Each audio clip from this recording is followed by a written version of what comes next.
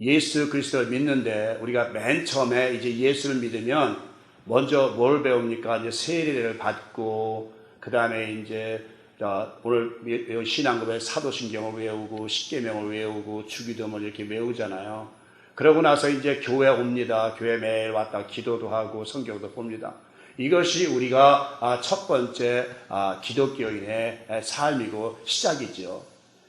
이제 그 다음에 이제 교회 좀 다니다 보면 뭐가 보이냐면 자꾸 남의 단점이 보여. 저 사람 교회 다니는데 왜 저런 거 저렇게 하고 다니나. 자꾸 남의 단점을 드러내게 돼요. 상대방을 자꾸 험담을 하게 돼요. 교회에 모이면 이제 예배 끝나고 친교 시간에 보면 가면 저 사람 왜 저럴까. 자꾸 남을 보게 돼요. 이것이 두 번째 이제 그 성도들의 단계입니다. 그리고 이제 세 번째 단계는 이제 상대방을 보면서 이제 뭘 보냐면 자꾸 이제 목사들의 그리고 지도자들의 자꾸 흠을 보게 돼요. 저 목사는 왜 저렇게 할까? 왜 저렇게 살까? 사모는 왜 저렇게 할까? 자꾸 그 상대방들을 보게 돼요. 이것이 신자들의 단계별 올라가는 거예요. 그 다음에 이제 마지막 네 번째가 뭐냐면 정말 성실의 신자는 뭐냐면 남을 보기 전에 남의 단점을 보기 전에 자기 마음을 볼 줄 알아요. 자기가 자기를 보는 거예요. 자기가 자기 마음을 자꾸 들여다보면서 내 마음은 왜 이렇지? 이제 그동안엔 남의 마음을 보고 남의 단점을 드러냈는데 이젠 자꾸 자기를 보면서 왜 내가 이 마음을 먹었지? 왜 자꾸 내가 이 생각을 하지? 왜 자꾸 이런 나쁜 생각을 하지? 하면서 자꾸 자기의 마음을 이렇게 들여다보는 거예요. 이것이 이제 영적인 성장의 시작입니다. 그동안은 여러분들이 자꾸 남의 것을 보고 남의 그 잘못을 들춰내고 남의 단점을 드러내고 남의 것을 자꾸 드러내고. 근데 여러분들이 정말 이제 성장 단계에 들어가게 되면 가장 중요한 것은 자기의 마음을 보게 된다는 거예요. 자기가 자기를 보게 된다는 거예요. 자기가 자기 마음을 본다는 건 좀 무슨 얘기 같지만 남의 마음을 보지 않고 이제 자기가 행동하는 것, 자기가 생각하는 것, 이것을 자꾸 자기를 자꾸 찾잡는. 너 왜 내 마음이 이럴까? 제가 한참 그 영성을 공부할 때에 그런 생각. 그것을 영적 전쟁이라고 하거든요. 이제 영적 전쟁이란 우리의 마음 속에서 우리의 원래 자아와 이제 그동안 우리가 20년, 60년, 40년, 50년 살았던 세상적인 그 혼과 계속 싸우는 거예요. 그러니까 우리가 이제 예수를 믿게 되면 이제 어느 정도 성숙이 되면 우리 안에서 영적 전쟁이 일어나요. 말하자면 옛사람은 우리 죄악된 사람이죠. 옛사람과 새로운 자아 간에 자꾸 싸움이 나요. 그래서 영적 전쟁이 일어나게 되면 마음이 더 답답하고 괴로울 때가 많아요. 이것이 영적 성장의 시작입니다. 그래서 결국은 그 다음에 단계에 들어가면 자꾸 이제 우리가 내 마음을 들여다보고, 그래서 뭐예요? 소크라테스는 뭐예요? 너 먼저 네 자신을 알라 그래요. 너 먼저 알아라. 네 자신을 먼저 보고 그 다음에 남을 봐라. 오늘 말씀도 제가 그러잖아요. 예수님께서 왜 네 눈에 큰 들보는 보지 못하면서, 너의 큰 실수는 보지 못하면서, 너의 잘못은 보지 못하면서 왜 자꾸 남의 조그마한 잘못을 자꾸 들춰내냐? 그러지 말아라. 먼저 너의 마음속에 있는, 네 마음에 있는 많은 그 큰 들보를 보라고 말합니다. 여러분 마음은 어떻습니까? 여러분 마음에는 수천 수백의 사람의 모양과 음성과 그 삶이 기록이 되어 있어요. 이게 무슨 얘기냐면 여러분이 어렸을 때부터 철나기 시작할 때부터 계속 부모님한테 듣고 학교 다니면서 그 다음에 친구를 사귀면서 세상적으로 살면서 많은 사람과 접촉했던 그런 사실들이, 그런 형상들이 여러분 가슴 속에 다 사진으로 이렇게 찍혀서 여러분 가슴 속에 다 있어요. 여러분은 어릴 때 지금까지 설나서부터 모든 것이 하나도 잊어버리지 않고 모든 사진처럼 여러분 가슴 속에 다 박혀 있어요. 제가 지난 수요일날도 저 설교에서 말씀드렸지만 금요일날이니까 여러분 눈은요 카메라라잖아요. 카메라. 여러분 눈에 보는 것은 다 그대로 여러분 마음 속에, 여러분 심장 속에, 가슴 속에 다 사진으로 그대로 들어와 있어요. 듣는 것도 마찬가지고, 냄새 맡는 것도 마찬가지고, 먹는 것도 마찬가지고, 만지는 것도 모든 것들이 하나도 없어지지 않고 여러분 가슴 속에, 심장 속에 다 그대로 기록이 돼서 사진으로 그대로 남아 있어요. 그래서 여러분 때로는 이렇게 살다 보면, 장안을 때 보면 과거서부터 현재까지 쭉 막 생각들이 막 떠오를 때 있잖아요. 그건 뭐예요? 마치 컴퓨터 이렇게 방이 하나 열리면 그 안에 들은 모든 파일들이 드러나는 것처럼 여러분의 가슴 속에 있는 모든 방 하나가 열리면 과거, 현재 모든 것들이 하나하나 낱낱이 다 생각나고, 그러면 또 괴로워지고 힘드는 거예요. 이것이 바로 우리 안에 감추어진 속사람, 아주 고약한 사람들. 오늘 제가 아침에 기도하면서 주님께 그런 얘기를 했어요. 기도를 했어요. 하나님, 내 속에 있는 이 모든 지금까지 들어왔던 모든 이 악한 현상들, 존재들을 주여 다 내보내게 하여 주옵소서. 이것을 내보내지 못하면 여러분 속에 있던 과거에부터 현재부터 모든 들어왔던 모든 그 기억들을 다 버리지 못하면 성령께서 여러분 안에 들어오실 수가 없는 거. 왜요? 여러분 가슴속에 너무너무도 많은 사람이 존재하고 있는 거예요. 그래서 어떤 사람이 옛날에 이제 그 돌을 닦는 사람한테 이제 돌을 좀 배우러 갑니다. 자기가 돌을 좀 닦겠다고 찾아갔습니다. 찾아가니까 그 사람이 딱 문 앞에서 그 사람 오는 거 보고, 아무개야, 너 너무도 많은 사람을 데리고 오는구나. 그 많은 사람 다 데리고 오면 안 된다. 너무도 많다. 그 많은 사람 다 버리고 와라. 그러더라고요. 그 자기는 모르고, 아니, 내가 무슨 사람이, 나 혼자인데 내가 무슨 사람이 있다 그러나. 나중에 깨닫으니까 자기 속에 아직도 여기 올 때 자기 아내, 자기 자녀, 자기 친구, 자기 모든 것들이 자기 가슴 속에 그대로 남아있는 거예요. 그러니까 이미 도승은 뭐냐면, 당신이 너 안에 있는 그 모든 사람들을 다 내려놓고 그리고 나한테 와서 공부하라는 거예요. 이 말씀 여러분 이해가 안 가시죠? 여러분이 지금 설교 듣는 순간도 마찬가지예요. 여러분들이 설교 듣는 순간에도 뭔가 자꾸 여러분 안에 다른 생각이 떠오를 때가 있어요. 또 여러분이 기도할 때도 자꾸 어떤 생각이 떠오를 때가 있어요. 그건 뭐냐면 여러분의 안에 존재하고 있는 어떤 현상들이 여러분 마음에 자꾸 일어나고 나타나는 거예요. 그래서 결국은 우리가 예수께서 마음이 청결한 자를 하늘에 볼 것이고, 뭐예요? 심령이 가난한 자라는 건 내 마음속에, 여러분 마음속에 그런 형상들이 없어져야 된다는 거죠. 이것이 진리의 본질입니다, 여러분. 여러분이 교회를 다니면서 기독교를 믿으면서 복 주십시오, 해 주십시오, 많은 얘기를 하지만 결론적으로는 여러분이나 저나 우리의 마음속에서 그동안 모든 악한 존재들을 다 여러분 사수에서 내어보내야 돼요. 내어보내야 비로소 성경의 말씀이 우리 마음속에 들어와 자리 잡을 수가 있는 것이에요. 잡을 수가 있는 것이에요. 그 여러분들이 자꾸 죄를 짓는 게 뭐예요?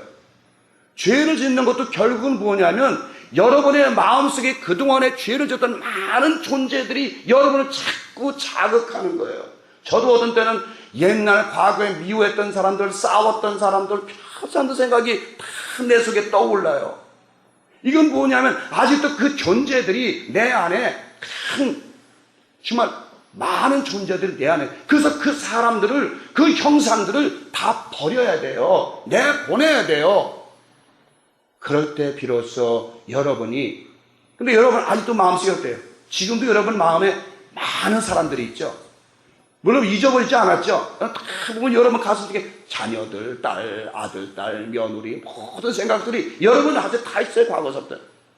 그 모든 것들을 예배 드릴 때만이라도, 기도할 때만이라도, 말씀 볼 때마다 그 모든 것들을 보내라는 거예요. 그리고 완전한 깨끗한 마음으로 온전히 하나님께 예배 드리고 말씀을 들으라는 말씀이에요. 자기의 약점을 감추고 그 남의 단점만을 드러내려는 사람들, 그렇죠. 또 남의 잘못만을 들추어서 내어 그 사람을 정죄하려는 사람들, 그리고 남의 잘되는 것을 시기하며 질투하는 사람들, 이러한 모든 사람들은 바로 세상 사람들로 하여금 죄를 짓도록 하는 사단의 일꾼이라 할 것입니다. 여러분, 그렇잖아요. 남의 잘 되는 것, 남의 단점, 남의 잘못, 남의 것을 자꾸 들추어내는 것, 특히 교회에서 말이죠, 남의 험담, 남의 얘기하는 것, 남의 주장하는 것, 이거 정말 교회에서 해서는 안 될 일이에요. 세상 사람들도 해서는 안 되는데 교회에서 자꾸 남의 단점을 들춰내고 남의 잘못을 들춰내는 것, 이것은 절대 해서는 안 될 일이에요. 오늘의 본문은 네 번째 보여지는 환상입니다. 대제사장 여호수아와 사단과의 논쟁을 하나님이 심판하시는 장면입니다. 하나님의 천사들이 여호와 하나님의 말씀을 받아서 사단을 책망하고 여호수아를 사단의 고발로부터 벗어나게 하는 그런 장면입니다. 이 본문에서 사단은 대제사장 여호수아가 우편에 서서 대제사장의 죄를 하나님 앞에서 마치 지가 검사라도 된 양 여호수아의 죄를 하나하나 하나님 앞에 고발하고 있습니다. 무슨 얘기냐면 이제 오늘 본문은 이제 하나님 앞에 여호수아와 이제 사단이 서 있어요. 천사들도 서 있고. 근데 사단이 우편에 서 있어요. 그게 말하자면 사단이 지금 뭐냐면 지가 마치 검사로 된 양 대제사장 여호수아의 죄를 하나님 앞에 다 낱낱이 고발하는 것. 이 대제사장이 세상에 있을 때 말이죠, 뭐 남의 거 어떻게 쭉 얘기하는 거예요. 오늘날도 무슨 얘기냐면 이제 목사들 놓고서 얘기할 때 보면 저 목사요, 저 목사 세상에 어떤 다른 문제 이런 문제 저런 문제 많이 있습니다라고 여러분 입으로 자꾸 모이면 그 목사에 대해서, 그 전도사에 대해서, 장로에 대해서 자꾸 얘기해. 그것은 뭐냐면 바로 여러분 안에 고발자, 대적자, 사단이 여러분 안에 들어있기 때문에, 그 영이 존재하고 있기 때문에 여러분들이 자꾸 남을 판단하고 남의 약점, 남의 단점을 들추어 내게 되는 것이에요. 이와같이 하나님의 택하신 그 성도 옆에는 사단이 항상 따라다니는 것을 여러분들은 아셔야 할 것입니다. 마치 검사가 되어 사단은요, 여러분들이 잘 아시는 에덴 동산에서도 그렇죠? 아담과 하와 옆에는 사단이 있었어요. 그죠? 결국 사단은 하와를 유혹하여서 하나님의 말씀을 불순종하게 하여 죄를 짓게 함으로 낙원으로부터 쫓겨나도록 만들었잖아요. 그죠? 무슨 말을 했어요? 그죠? 사단이, 야, 정말 하나님이 너보고 그 중앙에 있는 과일 먹지 말라대? 그러니까 먹지도 말고 만지지도 말랬어. 그러니까 아니야, 하나님이 너 먹어도 상관없어. 너 먹으면 하나님처럼 될까봐 그러고, 너 먹으면 네 눈이 뜨일까봐 그러니까 너 먹어도 상관없어 라고. 어떻게 하나님이 항상 반대편에 서서 이야기하는, 바로 이것이 여러분 이 재판장에 가면요 검사들 하잖아요. 검사들은 어떻게 해요? 어떻게 하면 이 죄인에게 죄를 더 뒤집어 씌울까? 없는 죄도 들춰내면서 어떻게 그냥 죄를 더 가면 더 플러스 해가지고 어떻게 하면 무기징역 아니면 사형에까지 처할까 하는, 그것이 검사의 직분 아니에요. 근데 변호사는 어떻게 해요? 어떻게 하면 이 죄인의 형량을 감해서 무죄로 만들까 하는 것을, 그것이 변호사가 하는 일이에요. 제가 옛날에 미국에 와서 여러분 잘 알아요. 오제이 심슨이 그 재판받는 장면을 라디오에서 중계를 했어요. 제가 이제 그 라디오에서 영어를 잘 못하지만 한번 들어봤어요. 그때 판사가 그 일본 이세가 3세 이토 판사라고 있어요. 그 사람이 이제 하는데, 검사는 자꾸 오제이 심슨의 그냥 죄를 들춰내는, 근데 변호사들은 아주 여유있게, 그때 오제이 심슨 변호사가 누구냐면 하버드 대학 교수들이었어요. 대단한 사람들이었어요. 결국은 오제이 심슨이 분명히 사람을 죽였는데 어떻게 했어요? 변호사의 능력으로 무죄가 됐잖아요. 여러분 아시잖아요. 분명히 오제이 심슨이 총으로 쏴서 죽이고 자기까지 죽으려고 이 총을 갖고 자기 이마에 대고 있었잖아요. 그럴 때 헬리콥터 타서 그를 잡았잖아요. 그런데 분명히 죽였는데 어떻게 살아났어요? 변호사들이 그 검사의 그 형사들의 약점을 딱 잡아가지고 그냥 꼼짝 못하게 만들어가지고 결국은 이겨냈잖아요. 검사가 졌어요. 그래가지고 그 당시 이토 판사가요 아주 자기 방에서 대성통곡을 했다는 거예요. 이럴 수가 있는가? 이거 분명히 죄인인데, 이거 분명히 사형에 처할 죄인데 무죄가 되다니 하고 판사가 대성통곡했다는 거예요. 오늘날 우리도 마찬가지예요. 마귀는 자꾸 우리를 갖다가 이 사람 이런 죄가 있어요. 성도들한테 이런 죄가 이런 죄가 있어요. 그러니까 우리 주님은 아닙니다.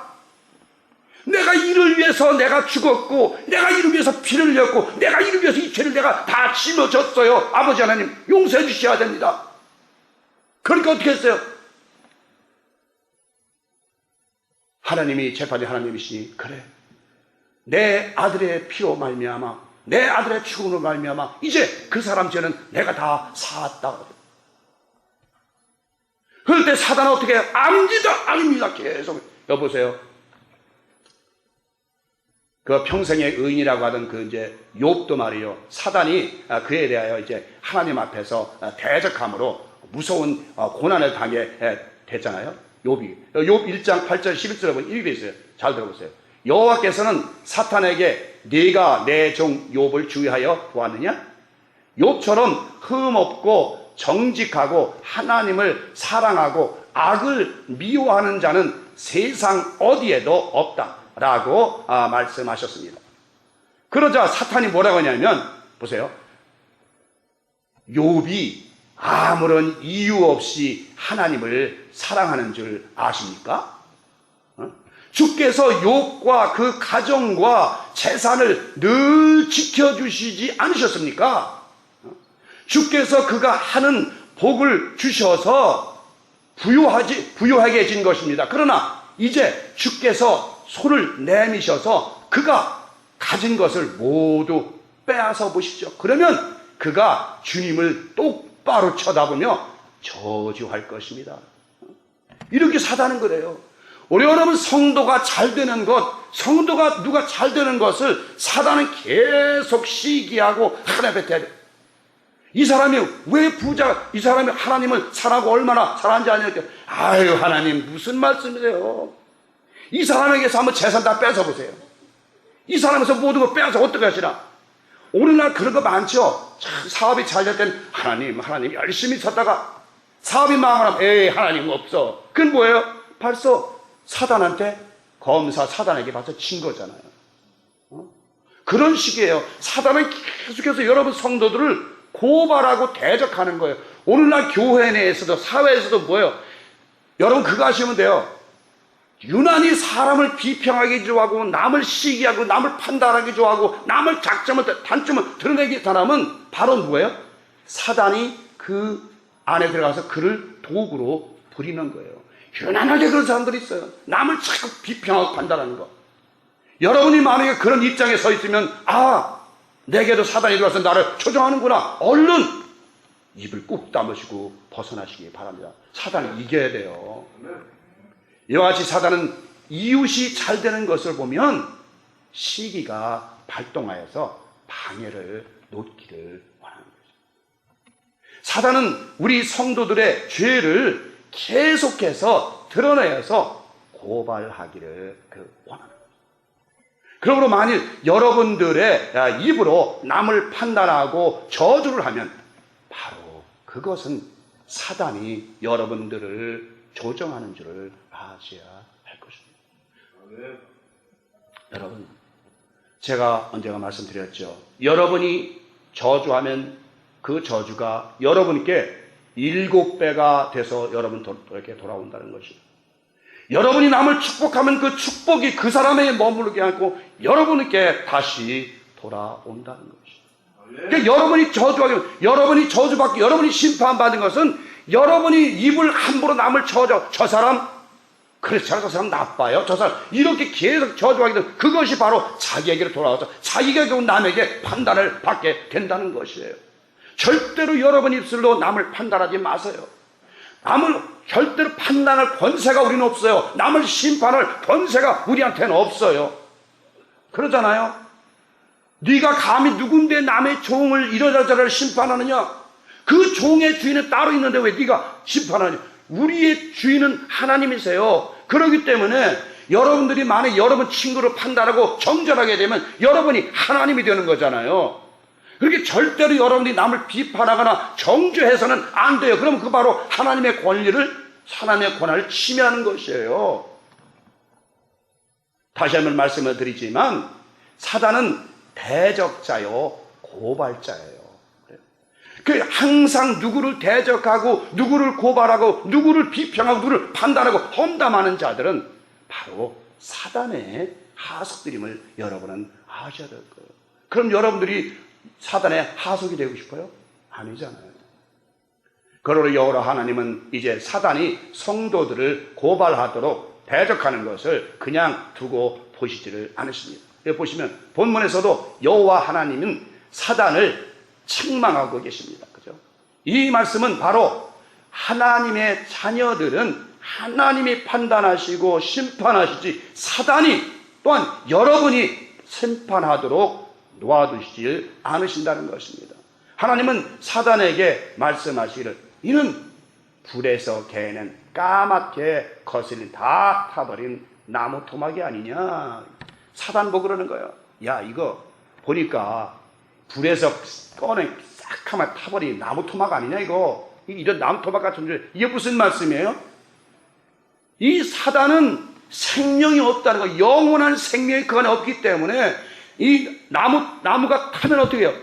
죽잖아요. 생명이 없어져 버리잖아요. 그런 것처럼 이 사단은 우리 성도들을 대적하고 고발하게 한 존재지 그 안에 영원한 하나님의 생명이 그 안에 없다는 것이. 그래서 불에서 꺼낸 다 타버린 나무 토막 같은 존재, 아무것도 아닌 존재, 이거 나무 토막 같은 존재 아니냐.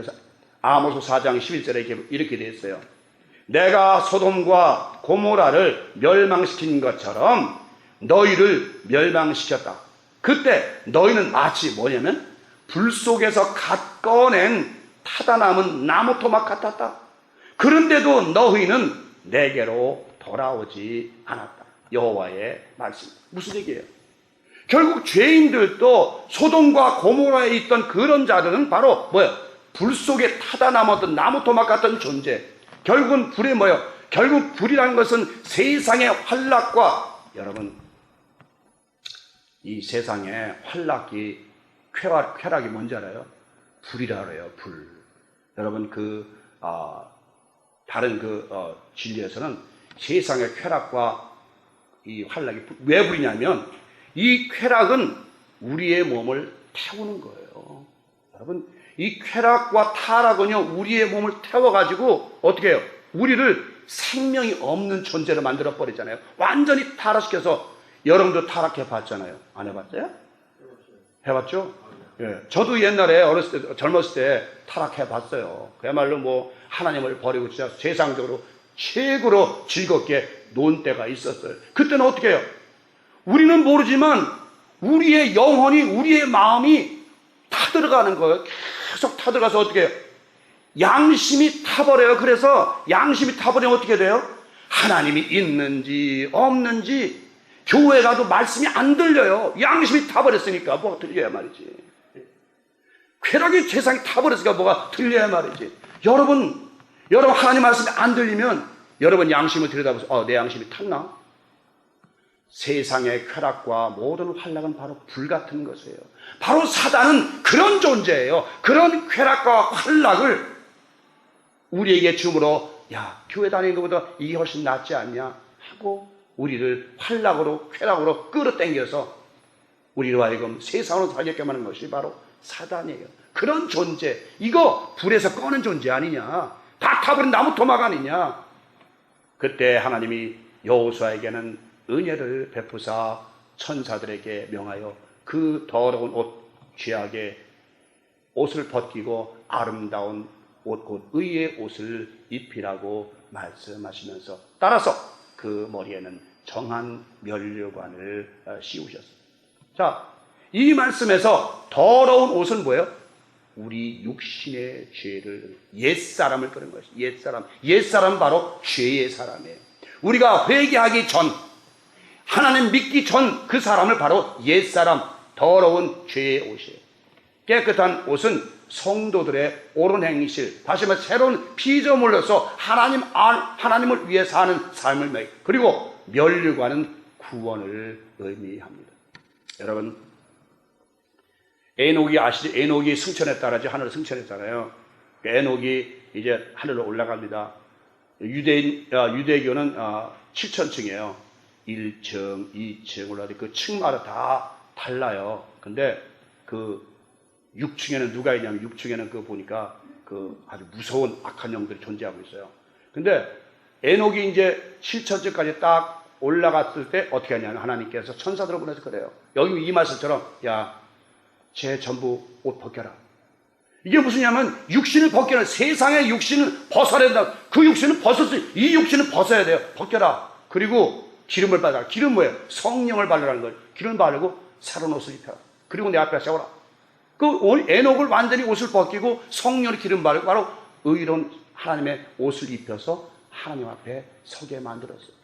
에녹도 승천한 것 같지만 이 세상의 옷은 주님에게 도착하기 전에 다 벗어버려야 되는 것이에요.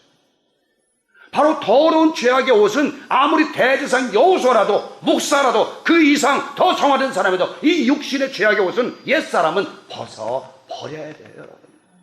그러니까 여러분 생각도 이제 여러분이 하나님 믿잖아요. 이제 거듭났다 그러잖아요. 거듭났다라면 옛 죄악의 모든 생각들을 여러분 벗어버려야 돼요. 던져버려야 돼요. 아까 말씀드렸지만 세상에 즐겼던 옛날에 학생 때 즐겼던 뭐 아름다운 이 여자. 그렇죠? 여러분들 지금 눈을 보죠. 눈 보면 특히 남자분들 지레 지나가다가 멋있는 여성 보면 어떻게 해요? 보이죠? 그리고 그것이 어떻게 돼요? 눈에서 가물가물하죠? 가면. 그게 뭐 사진화돼서 여러분 마음속에 딱 그려진 거예요. 그래서 우리는 이런 얘기를 해요. 우리의 기억력은요, 우리의 어렸을 때 쭉 기억력은 머리에는 10%밖에 없대요. 뇌에는. 모두는 이 가슴, 심장 속에 있대요. 그래서 이 심장이 스트레스 많이 받으면 뭐가 고장이 나요? 심장이 먼저 고장이 나는 거예요. 그러니까 이 많은 생각을 많이 하는 사람들은 뭐예요? 심장이 먼저 고장이 나요. 심장이. 그러니까 여러분들 모든 기억력들이 여러분 가슴 심장에 있기 때문에 여러분 그래서 이 스트레스를 받지만 다 털어내라는 거예요. 여러분들 이제 이 시간 이후로 여러분이 과거에 필요없는 생각들 다 해서는 안 될 생각들은 다 던져버리기 바랍니다. 아멘. 우리의 죄의 옷은 바로 마음의 강포와 남을 저주하는 것과 그로 인한 수치와 욕이에요. 마음의 강포, 수치, 저주 이런 것들이 모두 다 죄의 옷들이에요. 우리의 마음에 이런 것들을 가득 차 있으면 저주와 강포와 시기와 질투와 분냄과 음욕과 음란과 간음과 투쟁과 이런 모든 것들을 옷을 입고 있으면 어떻게 우리의 마음이 새로운 옷을 입을 수가 있겠냐고요.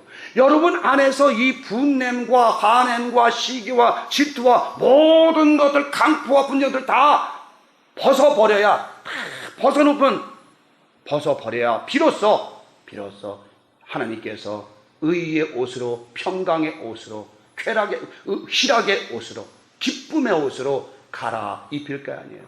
아멘. 이사야 선지자는 이에 대해서 이렇게 기록하고 있습니다. 이사야 64장 6절에 보니까 우리는 모두 죄로 더러워졌습니다. 우리의 모든 더러운 행동도 더러운 옷과 같고 죽은 잎사귀 같습니다. 우리의 죄가 바람처럼 우리를 몰아갑니다. 하나님은 우리의 더러운 옷을 벗기시고 깨끗한 옷을 입히시기를 원하십니다.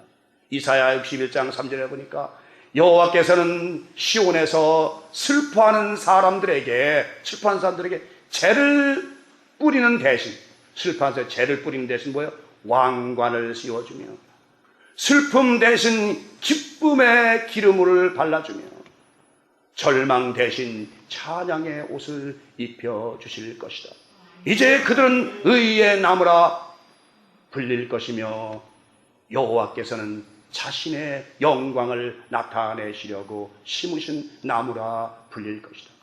자, 여러분의 뭐예요? 여러분의 모든 옷을 슬픔을 벗기시고 뭐예요? 희락의 성령의 기름으로 절망의 옷을 벗기시고 찬양의 옷으로 입혀주신다는 거예요. 여러분이 어떤 옷을 입어야 돼요? 우리는 마음의 옷을 기쁨과 감사와 희락과 평강의 옷으로 입어야 되는 것이에요. 슬픔과 좌절과 절망, 이 모든 것들은 더러운 옷, 냄새나는 옷, 남을 피해주는, 남을 아프게 하고 남을 더럽히는 그런 옷이에요. 여러분 한번 물어보시죠. 여러분 더러운 그 옷을 입고 냄새나는 그 홈레스와 한 입으세요. 잘하면 잘 수 있어요, 없어요? 못 자죠. 그런데 여러분 마음도 마찬가지예요. 성령님께서 오시고 여러분 마음에 들어가고 싶은데 여러분 마음에 시기와 질투와 분쟁, 아주 더럽고 추악한 쓰레기로 가득 찼는데 어떻게 여러분 마음에 들어가시겠냐고요. 우리는 그래, 기도할 때 성령님 오시옵소서, 성령님 오시옵소서, 성령님 오시옵소서. 성령님이 그러니까 야야야야, 내가 보니까 더러워서 못 들어가겠다. 네 마음이 쓰레기통인데 어떻게 내 들어가냐? 냄새나는데 어떻게 들어가냐? 먼저 여러분의 마음에 있는 모든 더러운 것을 비워낸 후에야, 깨끗이 씻어낸 후에야 비로소 성령께서 임할 수 있고 하늘의 진주와 같은 보배와 같은 말씀이 여러분 안에 들어갈 수 있는 거예요. 채워질 수 있는 거예요. 아멘. 이제 사도 바울이 성도들이 입어야 할 옷에 대하여 여러분 말하고, 여러분 잘 아시잖아요. 에베소 6장 14절 17절 보세요. 이제 여러분은 굳게 서서 진리의 허리띠를 띠고, 그렇죠? 뭐예요? 여러분의 마음의 진리에, 여러분의 마음이 항상 뭐로 준비되어 있어야 된다? 의와 희락과 감사를 할 하나님의 말씀에 순종할 준비가 되어 있다. 이것이 바로 진리의 허리띠예요. 그 다음에 가슴에 의의 흉배를 붙이고, 가슴에, 이게 뭐예요? 항상 여러분 가는 곳은 의로운 길, 복된 길, 아름다운 길을 향하라는 거예요. 절대 잘못된 길, 죄악된 길 가지 말라는 거예요. 쉽게 말하면 오늘 저녁에 여러분은 주일날 저녁에 한 사람, 야 우리 골프장에 갈래? 오늘 뭐 야구 있다면서 우리 야구장에 갈래? 그럼 이건 어떻게 해요? 이건 의의 흉배 아니에요. 의의 흉배 아니에요. 주일날 우리 교회 갑시다. 그것이 바로 의의 흉배 붙이는 거예요.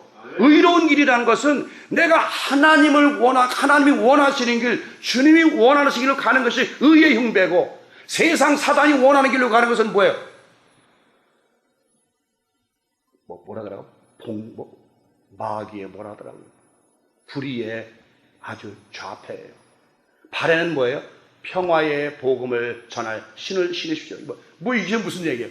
여러분이 발길, 이 발은 왜 필요하냐면, 여러분이 가는 곳마다 복음을 전하라고 주신 발이에요. 발이 그냥 뭐 걸어 다니고 골프 치라고 준 것도 아니라, 여러분의 발은 가는 곳마다 그래서 그러잖아요. 로마서 9장에 아름답다 전도하는 발이요 그러잖아요. 아멘. 손에는 악한 자의 불 화살을 막아낼 믿음의 방패를 들어요. 여러분 어딜 가든지 믿음 안에서 행하라는 거예요. 믿음 가운데 생활하는 거예요. 믿음이 없으면 하나님께 나갈 수 없고 하나님을 기쁘시게도 못한다고 그러잖아요. 믿음이 뭐예요? 믿음. 그냥 믿는 거, 그냥 장기사님이 저분이 목사님 맞아, 그렇게 믿는 거? 그거 믿는 거 아니에요. 믿는다는 것은 내가 마치 아내와 남편이 서로 믿고 의지하는 것, 부모와 자식 간에 서로 믿고 의지하는 것, 이것이 믿음이에요. 이거보다 더 깊은 것이 주님에 대한 믿음이에요. 믿음은 그냥 내가 교회 다니니까 그냥 믿어, 이것이 믿음이 아니라는 것이죠. 믿음은 마치 부부가 연합이 되는 것처럼 하나님과 예수 그리스도와 연합이 된 상태, 완전히 하나가. 그래서 예수님은 나는 포도나무요 너희는 가지니, 우리가 예수 그리스도의 포도나무 가지가 되었을 때 바로 믿음. 가지는 뭐로부터 진액을 받아요? 뿌리로부터 진액을 받잖아요. 그런 것처럼 우리가 예수 그리스도를 떠나면 절대로 결국 말라비틀어 죽을 수 있어요. 머리에는 뭐예요? 구원의 투구를 쓰고, 항상 우리의 마음속에, 우리의 머리는 구원의 말씀을 항상 우리의 마음속에 간직하고 살아가는 거예요. 그 다음에 하나님의 말씀인 성령의 칼을 그으십시오. 그러니까 뭐예요? 항상 진리로 마음을 동이고, 진리의 말씀을 가지고, 또한 복음의 평안에 전도하는 발을 가지고, 그 다음에 의로운 길을 가고, 그리고 믿음의 방패를 가지고, 그리고 뭐예요? 말씀의 이한검을 가지고 이렇게 살으라는 거예요. 그러니까 이것이 바로 뭐예요? 사단에게서부터 벗어날 수 있는 바로 구원의 저지가 돼요. 무슨 게요? 정리하면 여러분 마음에 항상 믿음 가운데서 구원의 확신을 가지고, 그리고 항상 말씀 안에서 순종함으로 누구에게든지 하나님의 복음을 전할 수 있고 복음을 전달할 수 있는 그런 마음에 대해서 항상 여러분의 입이 열릴 때마다 세상 소리가 아니라, 세상 말이 아니라 항상 하나님의 진리의 복음, 진리의 말씀만 전할 수 있는 준비가 되어 있는 그런 자들, 그것이 바로 오늘 하나님께서 원하시는 자요, 하나님이 기뻐하시는 자라는 것입니다. 바로 그런 사람들 안에 성령께서 임하시는 거예요. 아멘. 그러니까 여러분 안에서 지금 다 우리 한번 여러분 저 생각할 때, 그래서 이렇게 해요. 방법 가르쳐 줄게요. 여러분 마음속에서 이제 막 뭐 나쁜 게 떠오르잖아요. 막 떠오를 때는 이렇게 하세요. 자, 제가 한다 해서 숨을 천천히 길게 들이마세요. 시작. 또 내뿜으세요. 서서히 내뿜으세요. 이거를 계속 반복하라는 거예요. 이걸 계속 반복하다 보면 여러분 마음속에서 잡생각이 자꾸 지워져요. 이거 잡생각이 없을 때까지 깊이 들이셨다가 또 깊이 내뿜고, 이런 것을 계속 반복을 하세요. 어지러운데요, 목사님? 어? 어지러운데요? 밥을 안 잡실 거면 그래요. 밥 많이 잡수십시오. 어쨌든 여러분들이 오늘 여러분들이 이제 마지막 결론 부분은 다 말씀 이거 다 못하겠지만 여기까지만 하겠습니다. 결론 부분은 뭐냐면, 다시 말씀드립니다. 다시 첫째 뭐예요? 진리의 말씀을 가지고 항상 복음을 전파할, 복음을 전할 준비를 하시고, 그리고 늘 구원의 확신을 가지고 믿음 안에서 성령의 이한검, 성령 안에서 성령의 가르침과 성령의 역사하심과 성령의 주관을, 성령의 말하심을 따라 온전히 말하고 행동하라는 거예요. 세상 사단이 시키는 대로 말하지 말고 성령께서 여러분 말하심을 따라 항상 복되고 형통하고 아름답고 축복하고 칭찬하고 늘 관용하고 늘 겸손하고 늘 온유하고 늘 진실하고 평강의 말, 아름다운 말, 화평의 말을 전하는 여러분들이 되시기를 주의 이름으로 축원합니다. 이제 여러분들 삶을 통해서 이런 성령 안에서 성령의 도구가 되어서 성령의 충실한 종들이 되어서 늘 성령의 말하게 하심을 따라, 역사하심을 따라 성령의 말, 성령의 기쁨, 성령의 희락, 성령의 평강을 모든 사람에게 전하고, 가정에 전하고, 자녀들에게 전하고, 나가서 직장에서 전하고, 사회에 전하고, 나라에서 전하고, 교회에서 전하는, 정말 여러분들이 성령의 도구로서 온전히 하나님께 영광 돌리는, 주님의 기뻐하시는 주님의 마음에 합한 자로 평생을 사시다가 모두가 하나님의 나골에 이르는 여러분 되시기를 성부와 성자와 성령의 이름으로 간절히 축원을 드립니다.